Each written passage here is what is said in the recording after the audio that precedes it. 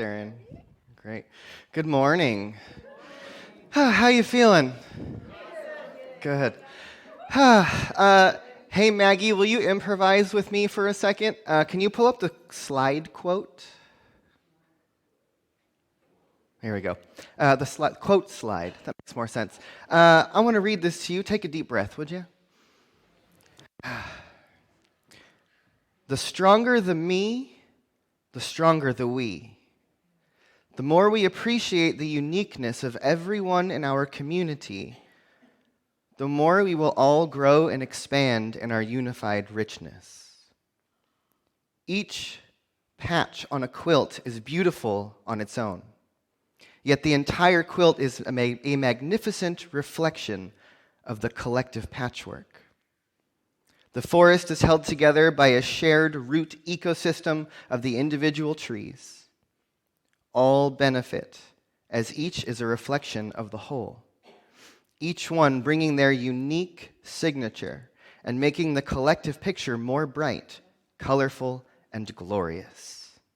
As we go and grow together, we flourish. And that was from Reverend Sunshine Michelle Coleman. She's in Oakland. So let us begin, as always, by taking a few breaths. So if you will, let it out. And take a deep breath in. And let go. Another deep breath.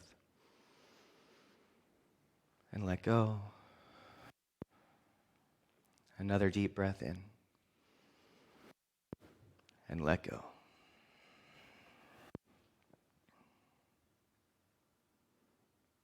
And so over the course of this month, across Centers for Spiritual Living nationwide, we've had this topic going further together.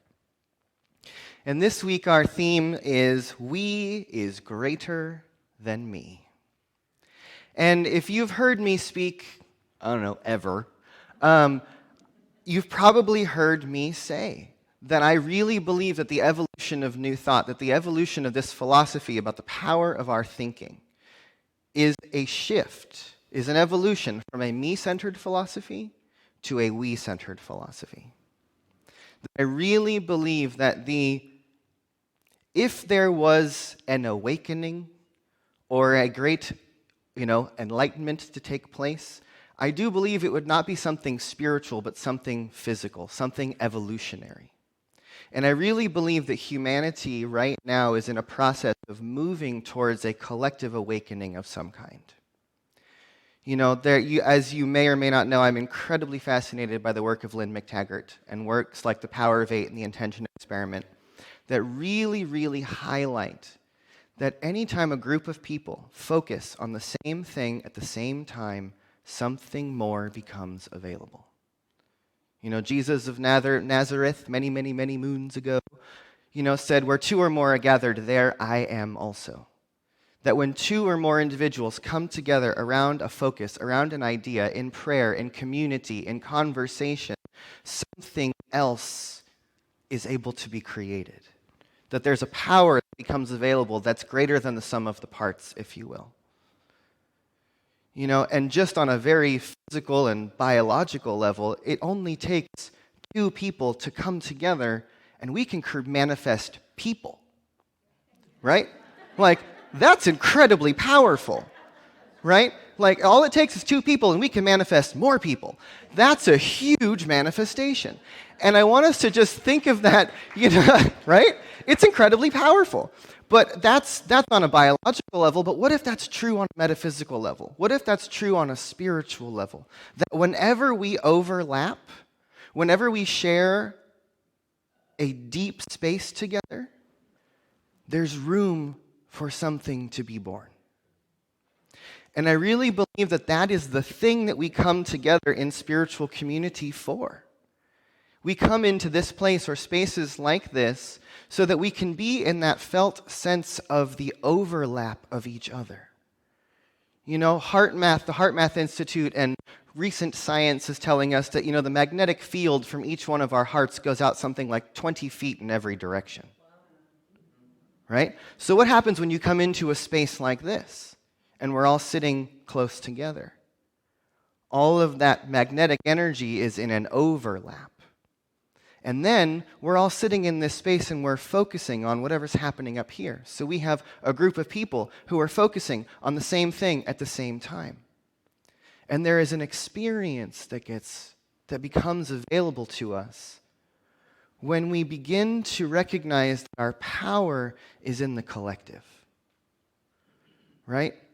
And I really believe personally, as we've been watching the world unfold around us over the last many years, that one of the things that's becoming exceedingly clear to me is that the power of the collective seems to have much more manifestive power than the power of the individual. Right? And that's actually what we've been talking about all for the last couple years, about these issues of oppression, systemic racism, and the divide in our politics, and all of the strange things that are happening in our world. All of this is a representation that the collective mind manifests everywhere. Right? It's that there's something in our collective that is bubbling up, foaming forth to be looked at, to be experienced, to be brought forth into our awareness. And there's a principle or an idea that comes out of West African philosophy, I believe, and it is the word Ubuntu. Right?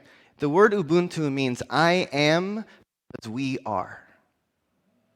That I exist to be part of community. That who we are defines who I am. That I am part of the community, but I am an element of it.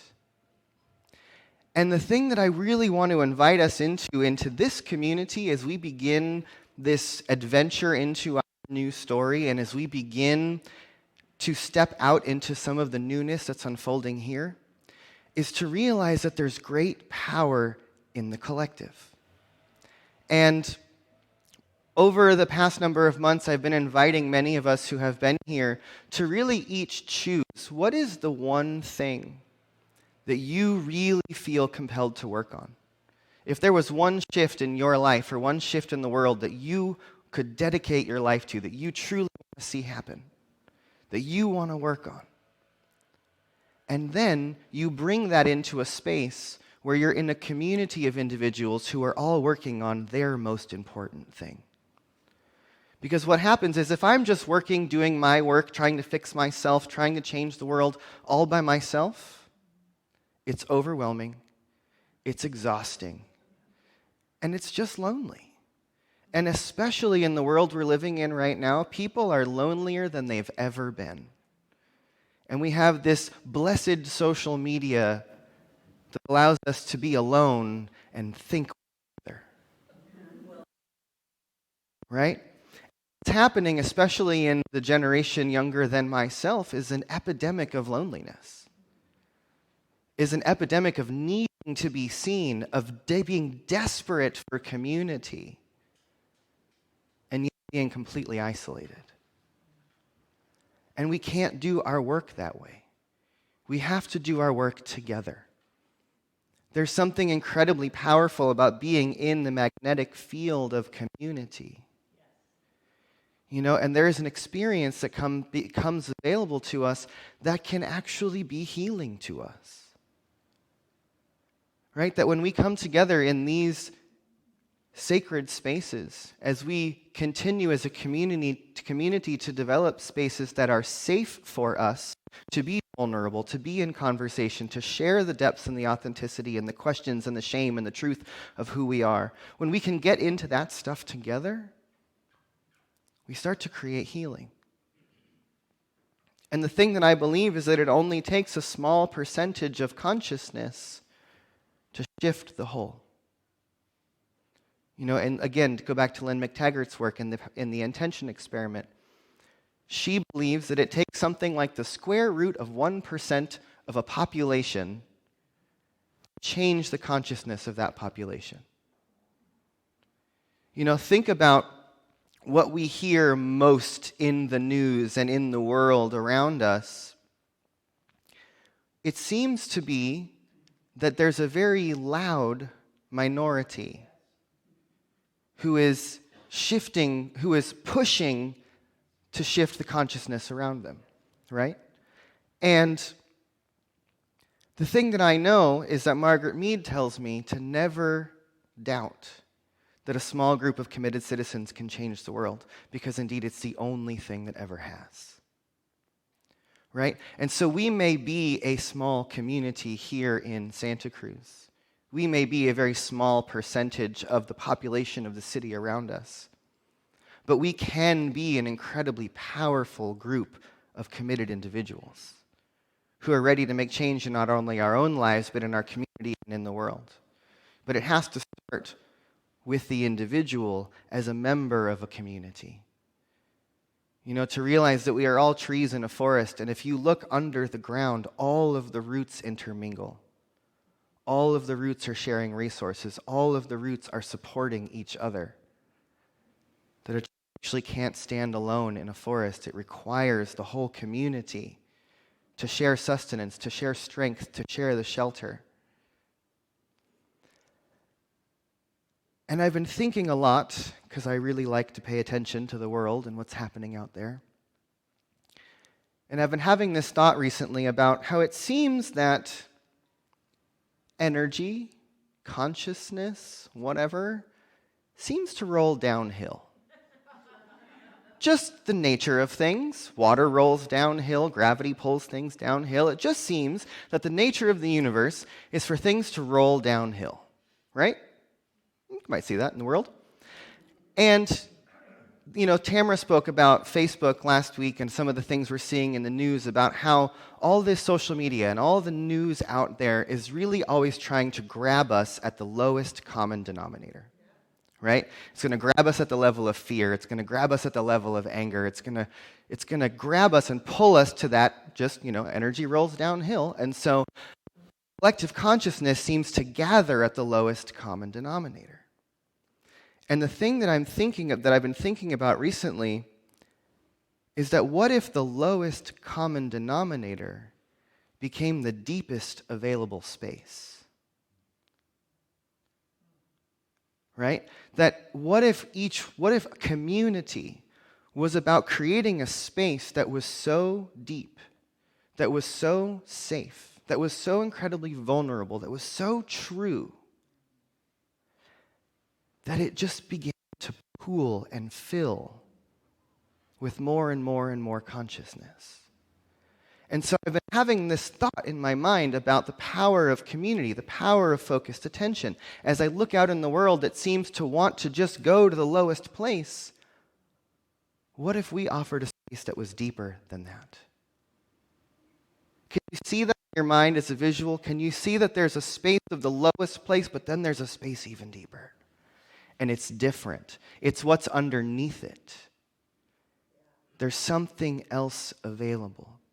And I believe it comes through collective practice, through being in community together, to being in a space where we really are looking for, training ourselves, practicing, seeking that experience of common unity. To recognize in the beauty of our difference and the multiplicity of our diversity and all of the ways that we each show up from our individual paths and our ways of thinking and our loves and dislikes in the world. We are each like those patches on the quilt. And the quilt is only beautiful because of all of the diversity that makes it up. Right? A tapestry only has an image because of all the different threads that are woven together. And the thing that we have to realize is that we are all woven together. And that more and more and more we have to start recognizing that we are not just part of our local community, that on this planet now, at this time, we are part of an interwoven web that is a global community. And somehow, some way, we have to seek ways of finding how to connect with deep sense of interconnection. To really tap in through community, through spiritual practice, through all the things that we come to do here together. To cultivate a deep, shared attention that invites us to be a place that can receive all that is coming at us in the world and invite it into our gravity. What if each one of us had such powerful gravity based on the depth of our awareness that we cultivated together, that as we go out into the world, we become the ones who change the spaces and the places, minds, and the hearts of people that we interact with, because we bring this sense of common unity with us wherever we go. And as we look at difference, we find oneness.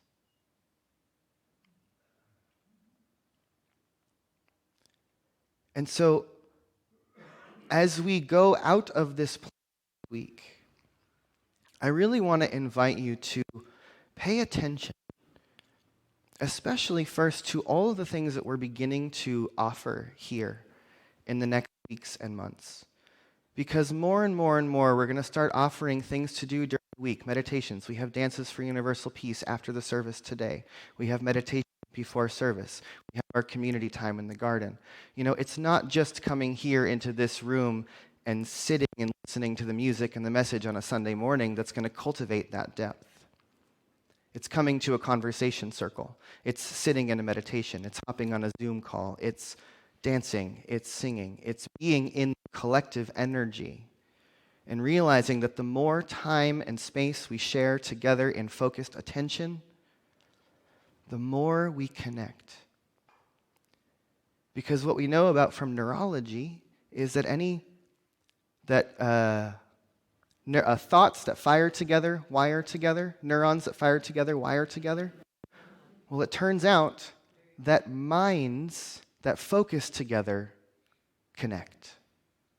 That just like those neurons in your brain, when they are connecting based on the commonalities of their attention, so a supraneural network can be created through our collective focus.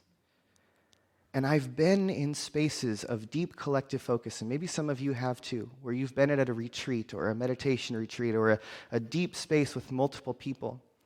And over the course of that time, I remember a very specific retreat many, many years ago. I was at a silent retreat for 4 days. And by the end of that retreat, when we all started to speak again, it was like someone would say something about one person, and that person would walk in the room to answer the question. Or it was just like suddenly, the course of a few days of collective focus, it seemed like we were all in such harmony with each other that all we had to do was think about each other and they'd show up. I've heard many people in my community who've been to rainbow gatherings and Burning Man and things like that say that when you're in these really deep, connective community spaces, literally all you have to do is think about someone and they show up. It's like we can hear each other in our minds almost when we're in that stillness of connection.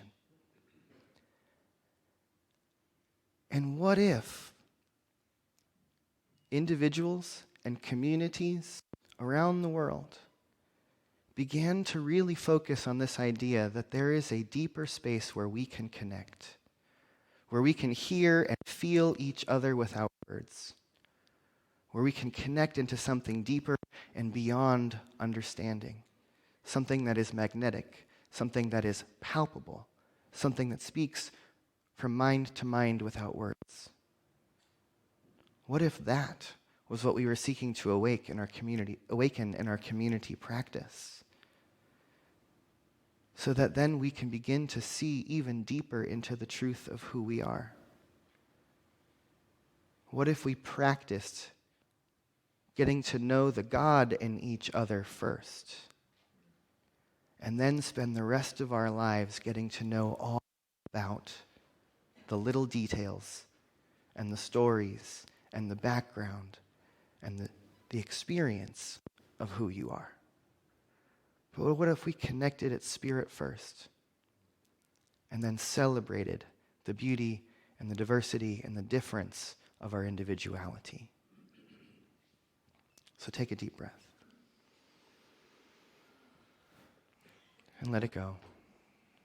And take another breath.